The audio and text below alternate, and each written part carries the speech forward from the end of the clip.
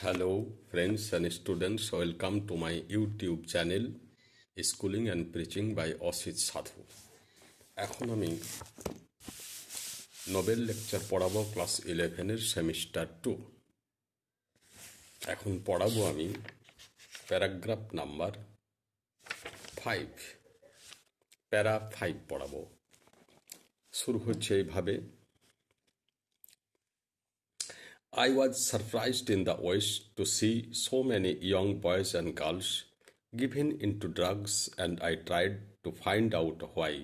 Why is it like that? And the answer was, because there is no one in the family to receive them. কি দাঁড়াচ্ছে মানেটা? I was surprised, আমি অবাক হয়ে যাই। In the West, West মানে পাশ্চাত্য দেশ, পশ্চিমের দেশগুলোকে ওয়েস্ট বলা হয়। ওয়েস্টার্ন কান্ট্রি, সংক্ষেপে মাদার টেরেসা ওয়েস্ট লিখছেন। তিনি ওয়েস্টার্ন কান্ট্রি ভ্রমণ করেছেন এবং সেসব দেশেও তিনি নিজের প্রতিষ্ঠান গঠন করেছেন। চ্যারিটেবল অর্গানাইজেশন তিনি প্রতিষ্ঠা করেছিলেন সেই সব দেশেও, ইউরোপের বিভিন্ন দেশে, ওয়েস্টের বিভিন্ন দেশে। তো বলছেন ওয়েস্টের বিভিন্ন দেশে আমি এসব জিনিস দেখে অবাক হয়ে যাই। To see so many young boys and girls, অনেক বালক বালিকা গিভেন ইনটু ড্রাগস, মানে ড্রাগ অর্থাৎ মাদকাসক্ত হয়ে যাচ্ছে, বিভিন্ন ধরনের মাদক দ্রব্য সেবন করছে, তারা অ্যাডিক্টেড হয়ে গেছে। Addicted to drugs, wine, brown sugar, etcetera etcetera, এই সকল ওই সব বালক বালিকারা সেবন করে। And I tried to find out why, আমি চেষ্টা করলাম এটা কেন হয়, বুঝতে চেষ্টা করলাম। Why is it like that, কেন এরকম হয়? And the answer was because, উত্তরটা ছিল because there is no one in the family to receive them, কারণ ফ্যামিলিতে তাদেরকে ভালোবাসার মতো কেউ নাই। রিসিভ মানে ওয়েলকাম করা, সম্মান জানানো, অর্থাৎ ভালোবাসা, তাদেরকে প্রতিপালিত হইতে হেল্প করা, তো সেরকম কেউ নাই ফ্যামিলিতে।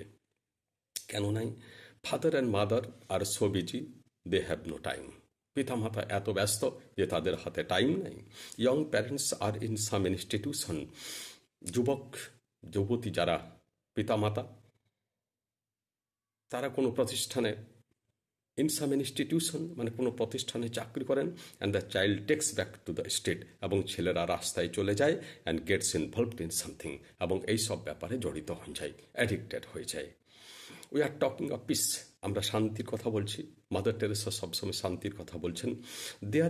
This are things that break peace, এইসব জিনিস শান্তি নষ্ট করে।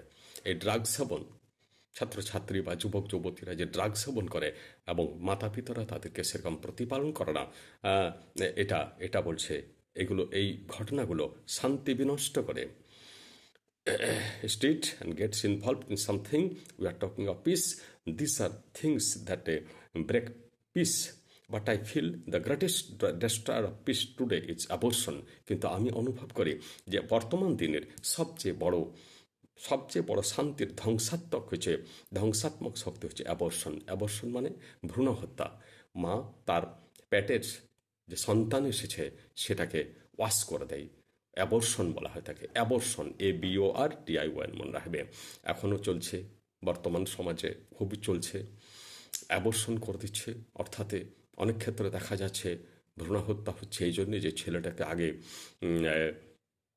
পেটের পরীক্ষা করে দেখে নিচ্ছে ছেলে না মেয়ে, মেয়ে হলে অ্যাবর্শন করে দিচ্ছে, ওয়াস্ট অ্যাওয়ে করে দিচ্ছে from the womb, the child is, the girl child is aborted, is washed away because she is a girl, and the parents do not like the girl child, they like the boy child. What a distinction! Try to understand. Abortion, because it is a direct war, এটা একটা সরাসরি যুদ্ধ। এটাকে শান্তির পক্ষে ভয়ঙ্কর বিপদ কেন বলছে? এটা একটা সরাসরি যুদ্ধ, এ ডাইরেক্ট কিলিং, একটা সরাসরি হত্যা, direct murder by the mother herself, এবং ডাইরেক্ট মার্ডার, মা হয়ে তার সন্তানকে হত্যা করছে। অ্যান্ড এখন হয়তো ছেলে মেয়ের ব্যাপারটা আসছে যে মেয়ে হলে অবর্ষণ করে দিচ্ছে, ছেলে হলে করছে না, কিন্তু তখনকার প্রেক্ষাপটটা একটু আলাদা ছিল। তখন মাদার টেরেসা অন্য প্রেক্ষাপটে বলছেন, বুঝবে চেষ্টা করা, হতে পারে মেয়েও, কিন্তু ছেলেও হতো। কারণটা কি? And we read in the scripture, আমরা শাস্ত্রে পড়ি, ফর গড সেজ, কারণ ঈশ্বর বলছেন ভেরি ক্লিয়ারলি, পরিষ্কার করে এটা, even if a mother could forget her child নিজের মা যদি তার ছেলেকে ভুলে যায়, ছেলের সাথে এরকম খারাপ ব্যবহার করে, child, I will not forget you, কিন্তু আমি তোমাকে ভুলবো না। ঈশ্বর বলছেন মা ভুলে যাচ্ছে কিন্তু আমি তোমাকে ভুলবো না। I have carved you in the palm of my hand, আমি তোমাকে খোদাই করে নিয়েছি আমার হাতের চাটুতে। খোদাই মানে কি বলতে চাইছে? ওই যে যীশু খ্রিস্টের হাতে ক্রুসিফিকেশনের চিহ্ন, সেটাকে বলছে হাতে খোদাই খোদাই করে নিয়েছি। I have carved you in the palm of my hand, we are carved in the palm of his hand, আমরা তার হাতে খোদাই করা হয়ে গেছি, তার হাতে অঙ্কিত হয়ে গেছি।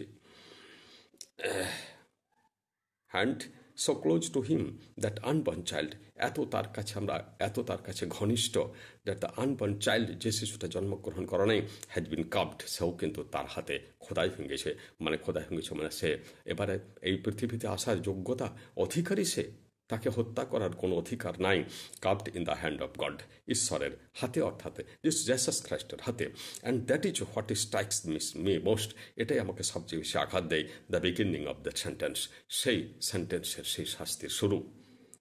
That even if a mother could forget something impossible, যদি মা পর্যন্ত তার মাকে অসম্ভব কিছু করে ফেলে, যেটা ঘটা উচিত নয়, মায়ের তো সন্তানকে ভোলা উচিত নয়, কিন্তু এই অসম্ভবকেও যদি সম্ভব করে তোলে মা, but even if she could forget, যদিও সে ভুলে যেতে পারে, I will not forget you, আমি তোমাকে ভুলবো না। And today the greatest means, আজকে সবচেয়ে বড় উপায়, the greatest destroyer of peace is abortion, শান্তির সবচেয়ে বেশি ধ্বংসাত্মক শক্তি হচ্ছে অ্যাবর্শন, মানে ভ্রূণ হত্যা।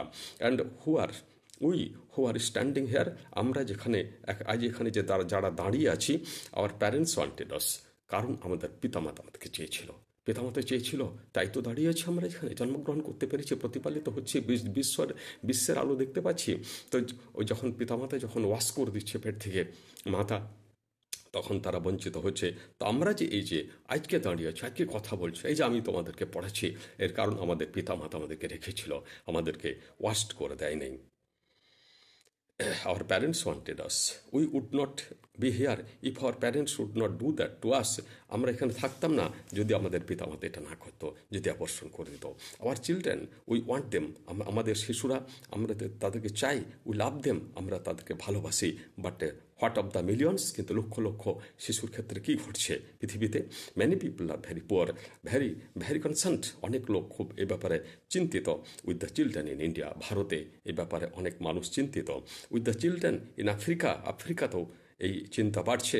হোয়ার কোয়াইট এ নাম্বার ডাই, যেখানে প্রচুর সংখ্যক মারা যায়, মেবি অফ ম্যালনিউট্রিশন মানে অপুষ্টি, অর্থাৎ খাদ্যের অভাব, অফ হাঙ্গার, ক্ষুধাতে মারা যাচ্ছে। আর ম্যালনিউট্রিশন আর হাঙ্গার ব্যাপার দুটো একই, কিন্তু একটু তফাৎ আছে। হাঙ্গার মানে ক্ষুধায় কিছু খেতে না পেয়ে মারা যাচ্ছে, আর ম্যালনিউট্রিশন মানে যা খুশি তাই খাচ্ছে, যার ফলে পুষ্টি হচ্ছে না, সেটা হচ্ছে malnutrition of hunger and so on. এবং অ্যান্ড সো অন মানে আরও নানা কারণ আছে। বাট মিলিয়নস আর ডাইং, কিন্তু লক্ষ লক্ষ মারছে ডেলিবারেটলি, ইচ্ছাকৃতভাবে, by the will of the mother, মায়ের ইচ্ছাতে। And this is what is the greatest destroyer of peace today. আজকে শান্তির পক্ষে এটা সবচেয়ে বিপজ্জনক জিনিস। Because if a mother can kill her own child, কারণ যদি মা তার নিজের ছেলেকে হত্যা করে, what is left for me to kill you, তাহলে আমি তোমাকে কেন হত্যা করতে পারবে না?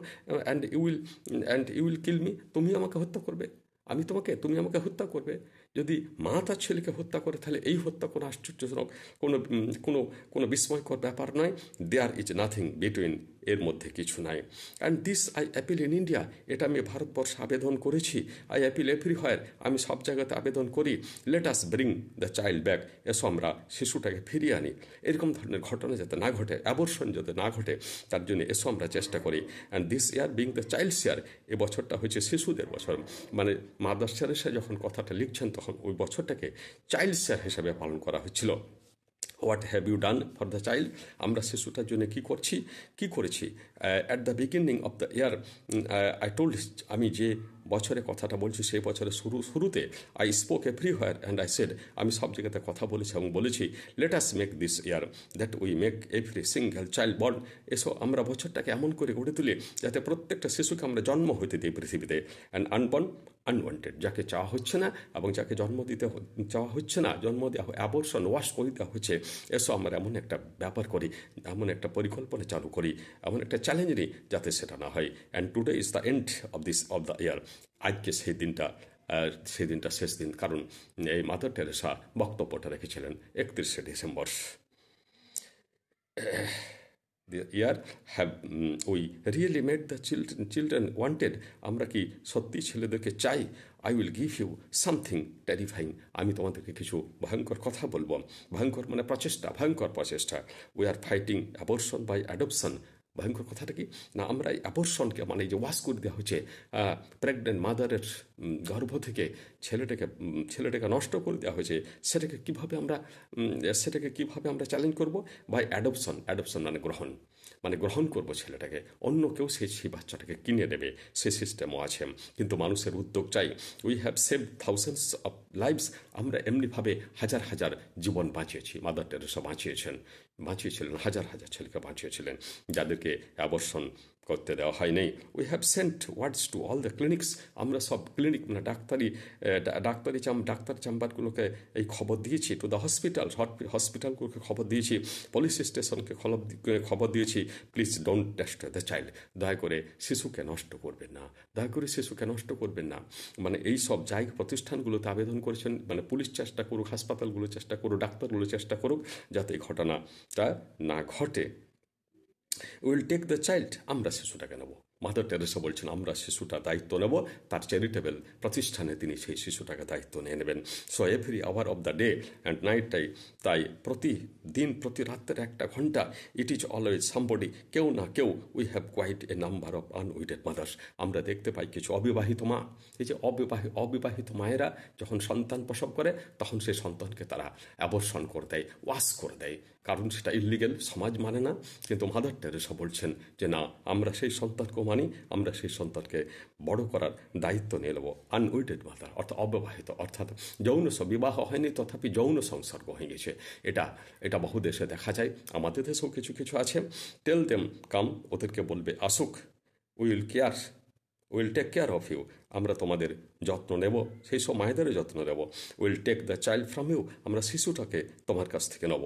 And will get a home for the child, শিশুদের জন্য আমরা একটা ঘর করব, একটা প্রতিষ্ঠান, সেবা প্রতিষ্ঠান তৈরি করবো, শিশু সেবা প্রতিষ্ঠান।